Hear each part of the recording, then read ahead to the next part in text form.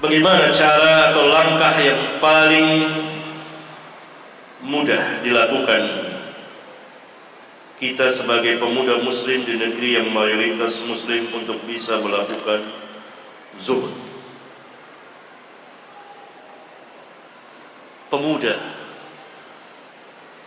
Pemuda muslim, pemudi muslimah merupakan kekuatan besar Islam.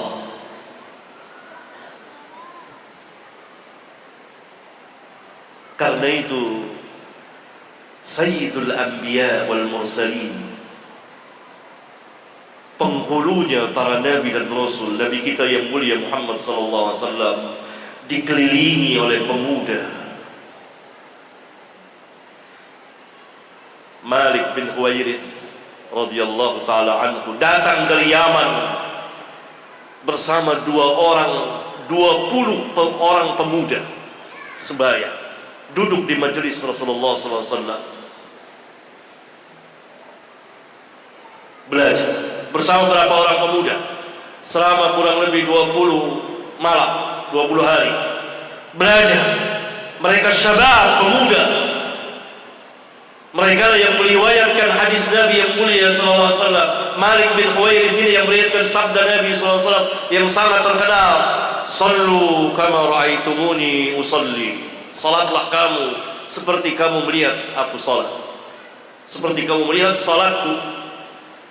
Hadis sahih dikeluarkan oleh Imam Al-Bukhari. Pemuda dan pemuda lain.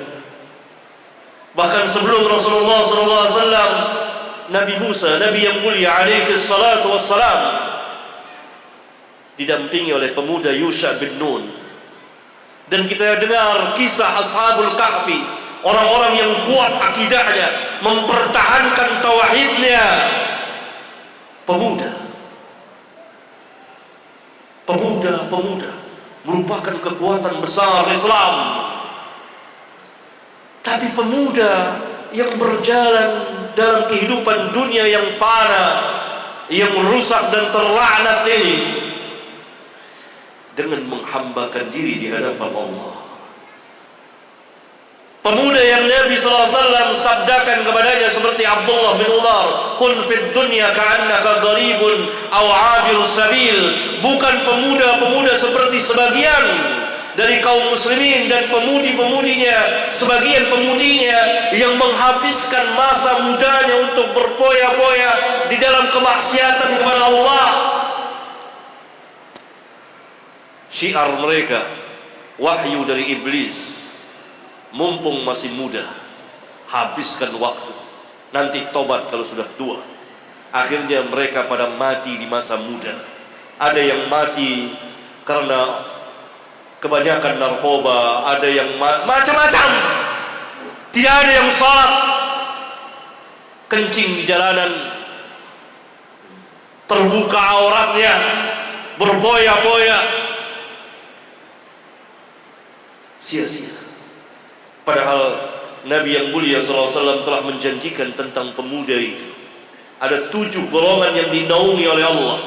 Salah satunya adalah wasyabun nasha'a fi ibadatillahi ta'ala. Pemuda yang tumbuh dalam masa mudanya dalam beribadah kepada Allah.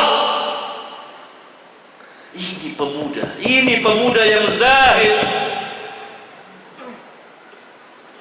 Bukan pemuda yang menyia-nyiakan waktunya dalam rangka mentaati syaitan, tapi pemuda yang memanfaatkan waktu mudanya dalam mentaati Allah dan Rasulnya. Dia mentauhidkan Allah, dia mengerjakan perintah Allah, menjauhi larangan Allah. Yani wasyabun nasha'a fi ibadatillahi ta'ala. Pemuda yang tumbuh dalam masa mudanya dalam beribadah kepada Allah. Ini pemuda, ini kekuatan besar Islam.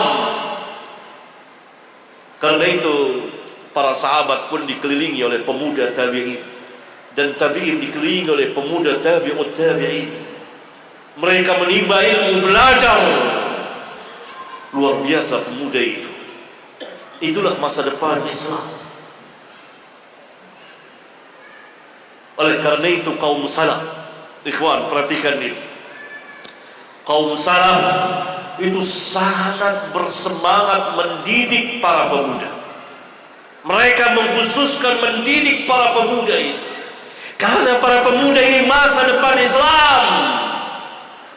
Oleh karena itu, sebagian dari mereka, kaum salaf, mengatakan bahwa salah satu nikmat terbesar bagi pemuda adalah dia berteman, bersahabat dengan ahli ilmu.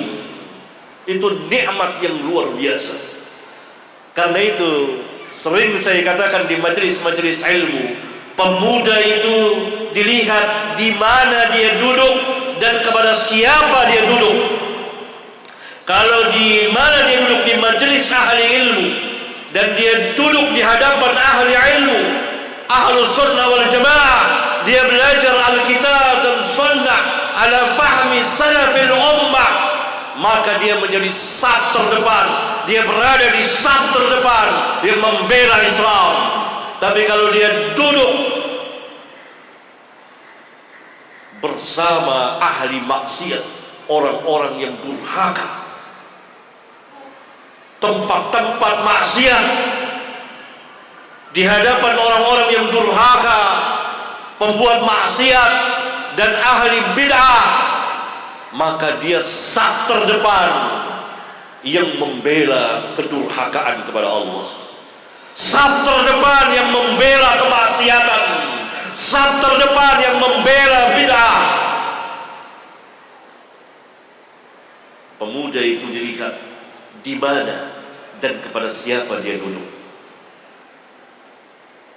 Saya katakan ini karena saya melihat, membaca perkataan sebagian kaum salaf, sebagian dari nikmat, yakni di antara nikmat yang Allah berikan kepada pemuda ketika dia dipertemankan, bersahabat kepada ahli ilmu, kepada ahlus sunnah,